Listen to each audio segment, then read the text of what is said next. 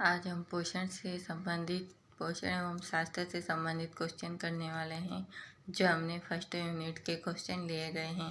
तो हमारे एग्ज़ाम में जो हमसे पूछे जाते हैं फर्स्ट यूनिट से 55 नंबर के क्वेश्चन एग्ज़ाम में हमारे बनते हैं जो फर्स्ट यूनिट से लिए गए हैं।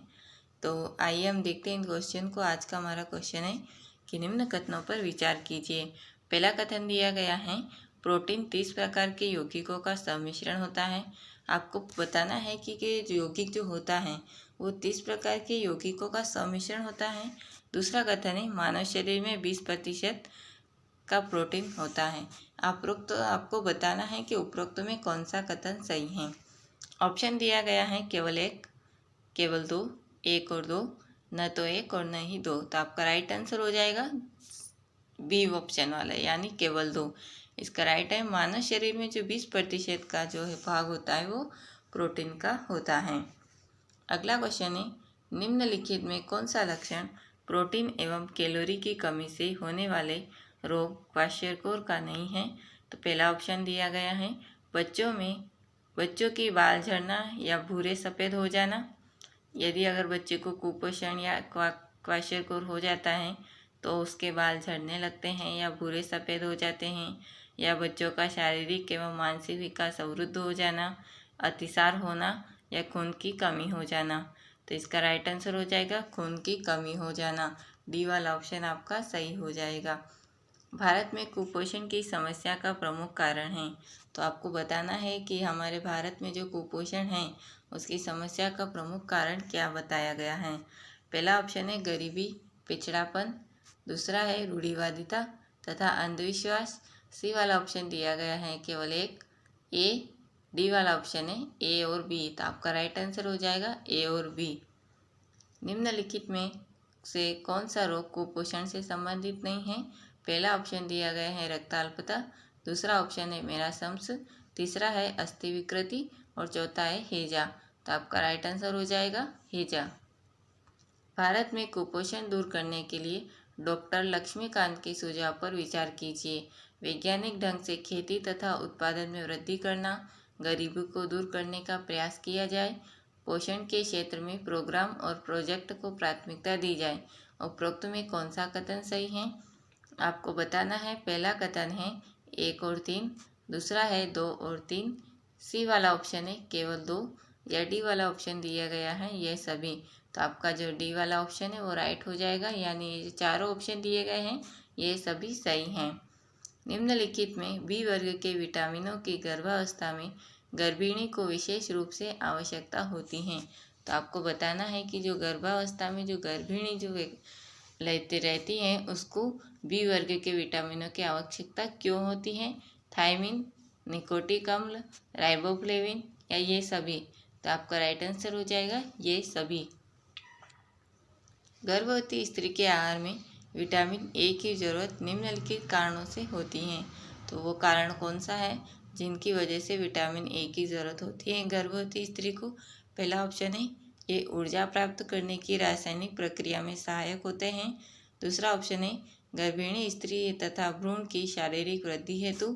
तीसरा ऑप्शन है, शिशु के अस्थि पंजर को सुडौल बनाने के लिए। और उपरोक्त कथनों में कौन सा कथन सही है आपको बताना है। ए वाला ऑप्शन दिया गया है 1 और 2, बी वाला ऑप्शन है 2 और 3, सी वाला ऑप्शन दिया गया है 1 और 3 और डी वाला ऑप्शन है ये सभी। आपका राइट आंसर हो जाएगा 2 और 3।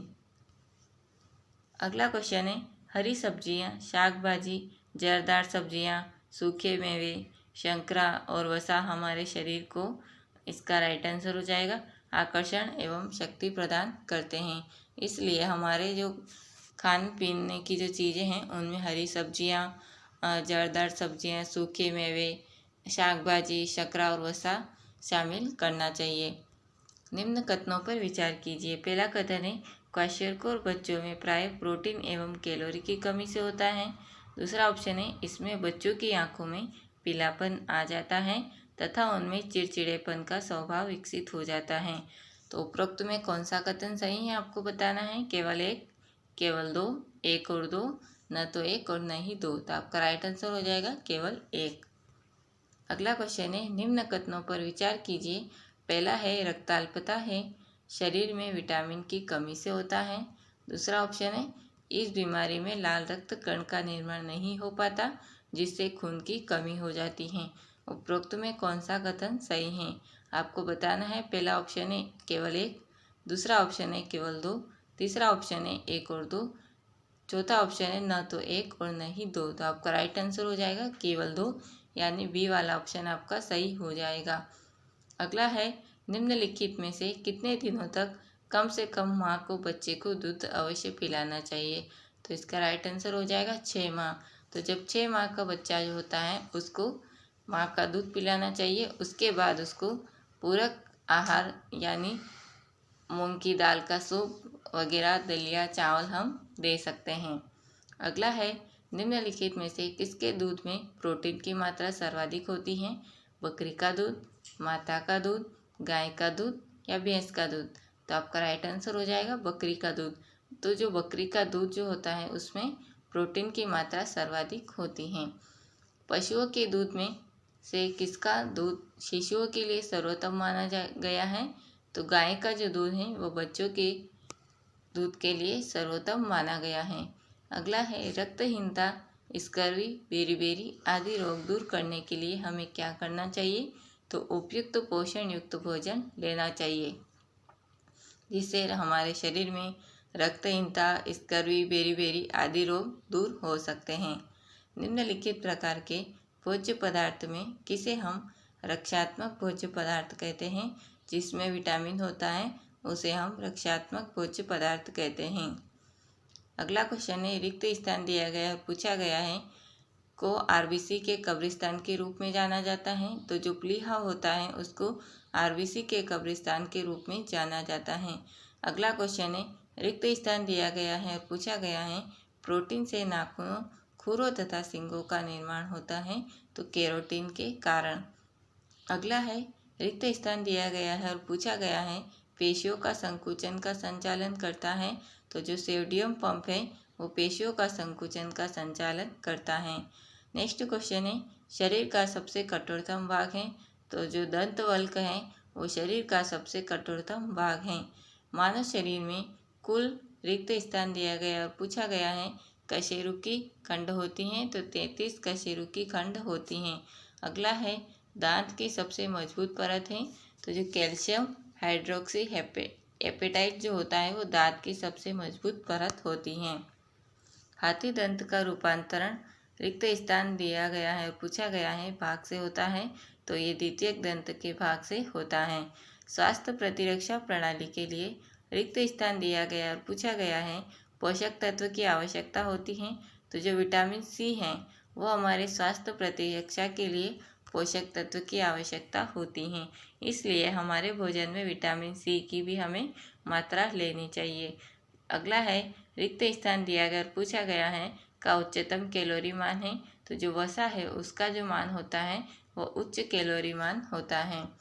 अगला क्वेश्चन है हमारा कार्बोहाइड्रेट के अलावा हमारे भोजन में ऊर्जा का एक प्रमुख स्रोत है। तो जो वसा है वो हमारे शरीर में ऊर्जा का प्रमुख स्रोत है, इसलिए हमारे भोजन में हमें वसा को भी शामिल करना चाहिए। रिक्त स्थान दिया गया और पूछा गया है को काइलेरिया के रूप में भी जाना जाता है। तो जो एलिकेंटियासिस होता है उसको हम काइलेरिया के रूप में भी जानते हैं। मिनी माता रोग का कारण है। तो जो पारा है वो मिनी माता रोग का कारण है।